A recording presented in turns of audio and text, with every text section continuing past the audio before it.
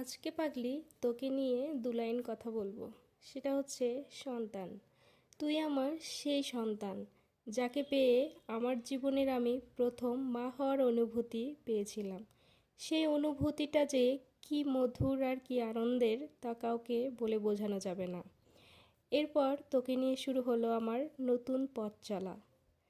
তারপরেও জীবনে নেমে এলো নতুন করে একটা সংগ্রাম।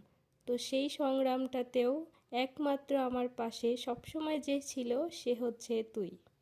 তাই আজকে তোকে বলবো, তোর জীবনে যত কঠিন সময়ই আসুক না কেন বা সুখ দুঃখ সব কিছু মেলে যখন দেখবি তোর পাশে কেউ নেই, শুধু মনে রাখবি একটা কথা, তোর মাথার ওপর একটা স্পর্শ আছে, সেটা হচ্ছে তোর মায়ের হাত। আর এই স্পর্শটা চেষ্টা করবে পৃথিবীর সমস্ত সুখ তোকে এনে দেওয়ার জন্য। মা তোকে অনেক ভালোবাসে রে পাগলি।